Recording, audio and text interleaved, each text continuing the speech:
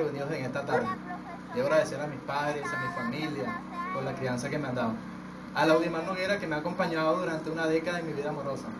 Al comité organizador, que en tan difícil decisión me ha brindado el honor de ser orador de orden. Ciudadano alcalde Francis Arias, concejales que conforman la Cámara Municipal, pueblo de Boca de Mangle, a las personas que nos visitan, a todos ustedes, muy buenas tardes.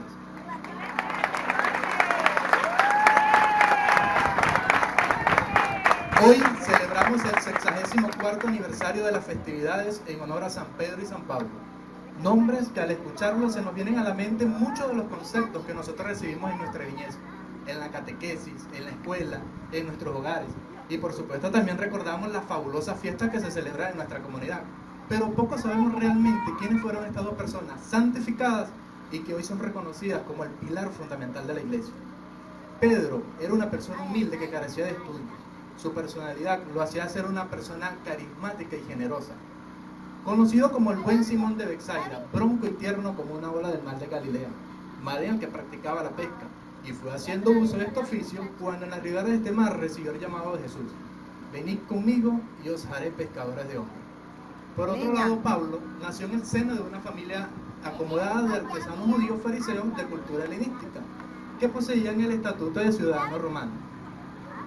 Recibió estudios en la comunidad hebraica del lugar y también fue enviado a Jerusalén para recibir estudios en la universidad de los mejores doctores de ley. Adquirió una sólida formación filosófica, teológica, lingüística, porque a pesar de todo hablaba más de 5 idiomas. En concordancia con la educación que él había recibido, Pablo significó en la era del año 30 como un tenaz perseguidor del cristianismo, inflexiblemente ortodoxo y carente de valores éticos y morales. A Pablo le es encomendada la misión de buscar y detener a los partidarios de Jesús en Damasco, pero en medio de una manifestación divina, prodigiado por una misteriosa luz, arrodillado y cegado se volvió convertido a la fe de Jesucristo. Fue el propio Mesías quien se apareció y le llamó a convertirse en el apóstol de los gentiles. Fue a través de la enseñanza de Jesús que Pablo aprendió los valores que no recibió durante su educación habitual. Esto es tan solo un resumen de la historia de dos hombres. Pedro, que a pesar de no haber recibido estudios habituales, se formó en el primer lugar de enseñanza que nosotros tenemos, que es nuestro hogar. Lugar donde somos formados en valores como el amor, la amistad, la generosidad. Valores estos que repetimos en la escuela habitual. Pablo, a pesar de haber recibido enseñanza de los mejores doctores de la época, carecía de elementos fundamentales para convivir en sociedad. Esto demuestra que el hombre actúa en función de aquello que lo motiva, de aquello que lo incentiva, de aquello que lo llene y que lo haga feliz.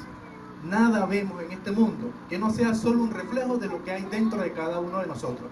Y nada existirá en este mundo que no sea solo una consecuencia de los valores que poseemos. Es por ello en que muchos coinciden que hoy en día, más que una crisis política o una crisis económica, lo que hoy estamos viviendo es ante todo y sobre todo una crisis cultural, ética y moral.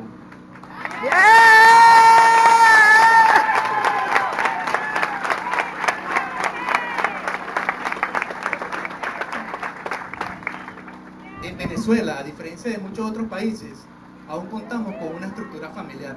Amamos profundamente la vida. Añoramos y valoramos el papel insustituible de la mujer en la educación.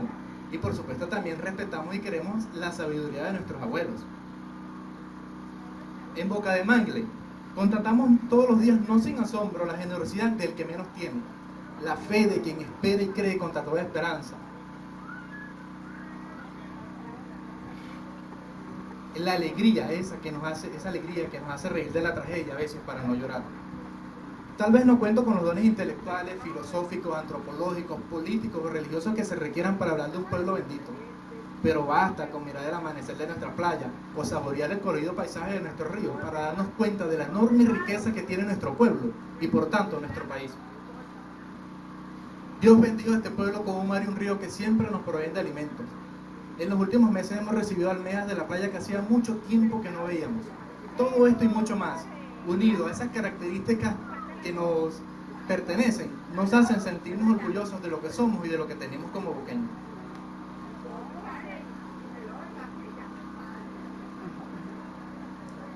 Ahora bien, estas características que nos hacen sentirnos orgullosos de lo que somos y lo que tenemos, pareciera que en los últimos años tendieran a desdibujarse y en algunos casos hasta desaparecer, pues encontramos por otro lado sombras que rodean a nuestro pueblo, a nuestra nación, y que deberían hacernos reflexionar profundamente.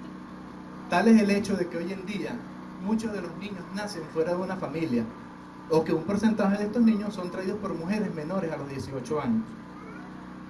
Hemos constatado el sobreaprovechamiento que se le da a nuestros recursos naturales, en especial a la jaiba. Este crustáceo que en sus últimas temporadas fue explotado enormemente para la venta. Eran muchos y muchos los kilos que se tienen que vender para poder comprar un almuerzo. La jaiba no solo es rica en sabor, sino también en cultura, pues es la responsable de la visita de muchas familias que disfrutan y comparten pescándolas a la orilla de nuestro río. La carencia de identidad cultural es notable cada día más. A pesar de que no contamos con una casa de cultura, existen personas que luchan día a día por mantener nuestras costumbres y tradiciones. Es por ello que hoy en día se ha logrado que nuestro Boca de Mangle sea el único pueblo a nivel de la costa oriental de este estado en poseer un patrimonio cultural inmaterial de la región, los locos y locainas.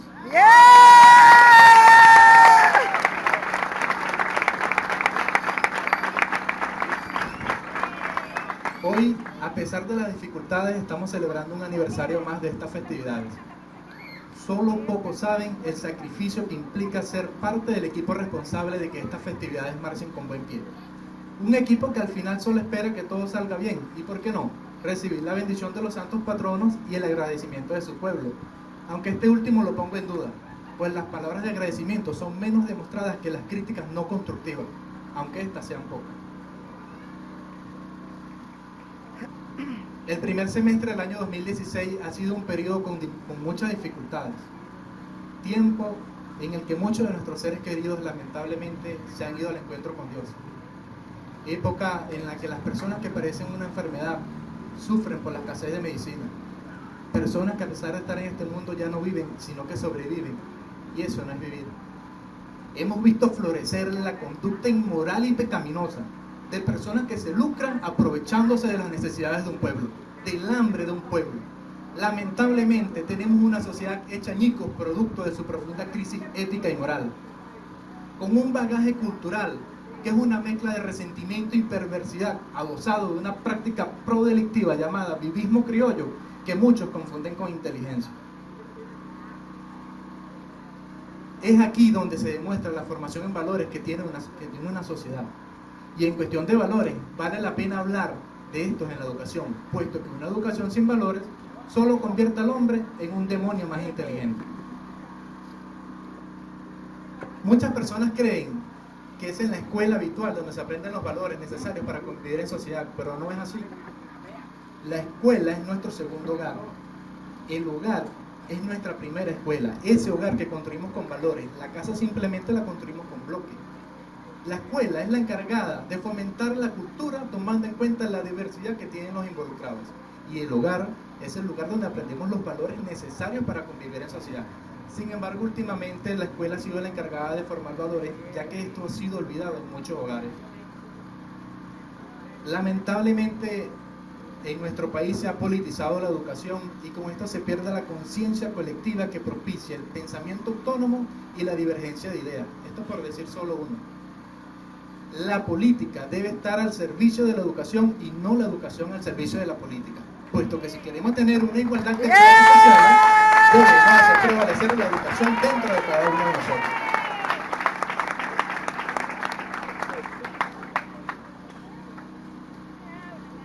En nuestro país, desde el 27 de junio de 1870, contamos con una educación gratuita y obligatoria, gracias al decreto hecho por el entonces presidente Antonio Guzmán Blanco.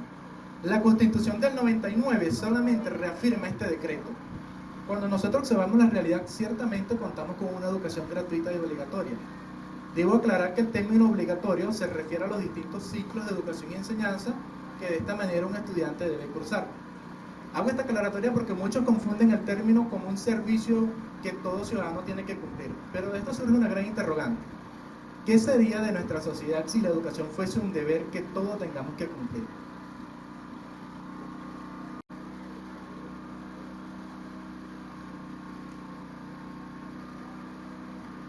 Las sociedades en donde la educación no tiene importancia son las que se condenan a la violencia, las que se condenan a la impunidad. a la corrupción. Peor aún es ser gobernados por ciudadanos con estas características.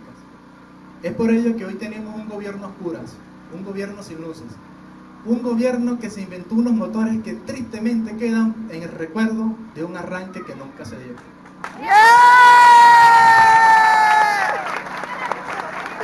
No puedo dejar pasar de lado la situación que vive actual mi país. Cada día veo noticias, leo y leo diariamente sobre mi país. Converso con la gente que me rodea sobre su situación en general y no veo felicidad. No veo una satisfacción social, ni mucho menos individual.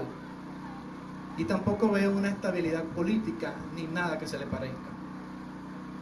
Observamos como en nuestro país la crisis alimentaria sigue avanzando sin que nada parezca frenarla. O constatamos con gran dolor cómo la impunidad y los intereses creados están cubriendo nuestro territorio nacional.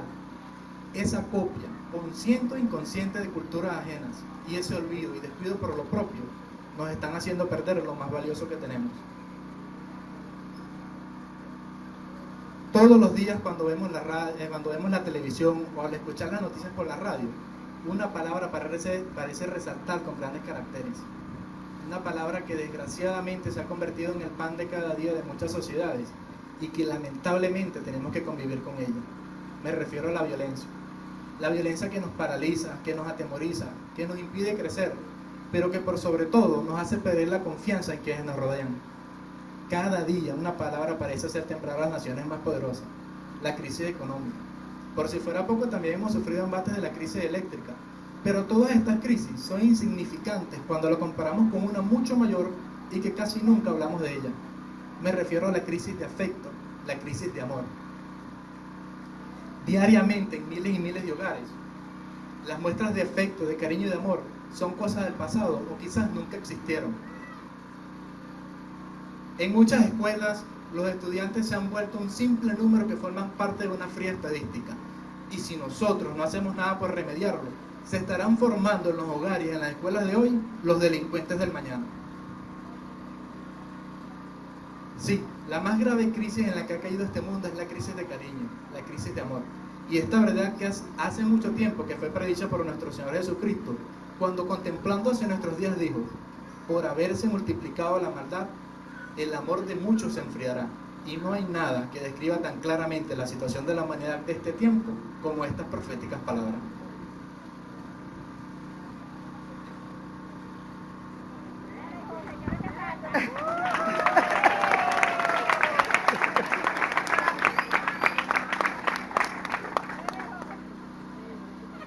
A pesar de todo, la buena fe del luqueño siempre se ha mantenido. Es por ello que contamos con personas que sin fines de lucro y sin intereses políticos cultivan el deporte en nuestros jóvenes. Debo agradecer a esas personas que hacen esta labor porque han sido constantes en la enseñanza, a pesar de que no cuentan con espacios deportivos adecuados. Que por cierto, nuestro compañero Ronnie Noguera solicitó el año pasado a los políticos aquí presentes que mejoraran los espacios deportivos. Petición que lamentablemente quedó engavetada, encerrada dentro de 4 paredes y en el recuerdo de cada uno de nosotros.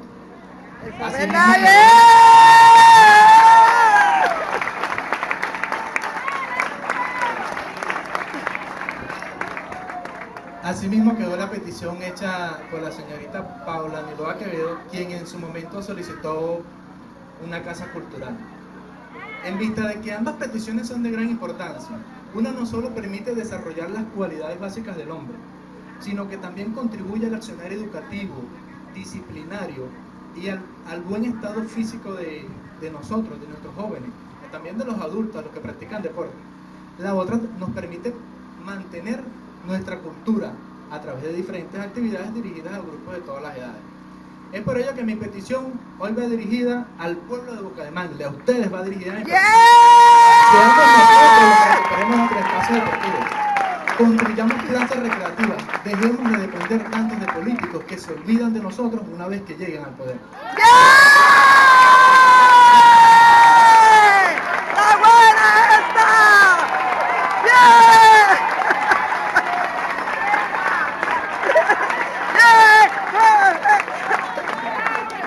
Si nuestras calles están oscuras, es responsabilidad nuestra, porque nosotros somos los afectados o los beneficiados en su momento. Estamos tan acostumbrados a que otros resuelvan nuestros problemas que se nos olvidan que esa es nuestra responsabilidad, se nos olvidan nuestras propias responsabilidades. Yo sé que aportando nuestro granito de arena podemos construir una casa cultural. Es bien sabido que la unión está la fuerza y sé que juntos podemos lograr todo lo que nos sea propuesto.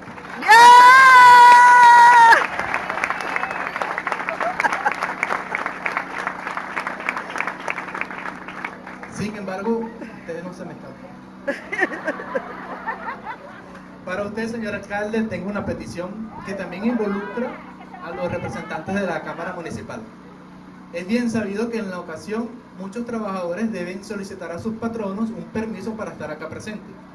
Un ejemplo de ello son los docentes de nuestra institución educativa que sin tener responsabilidad directa son los encargados de realizar el desfile correspondiente. Es por ello que en nombre de la comunidad de Boca de Mangle solicito que el día 29 de junio de cada año sea decretado como día festivo no laborable en el municipio Acosta.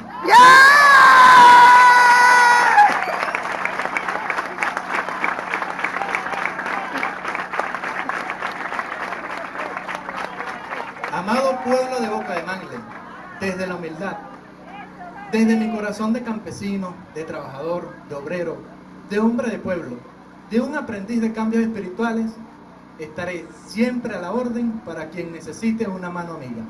Honro y bendigo las sociedades donde la estética no esté por encima de la ética. Muchas gracias. ¡Yeah!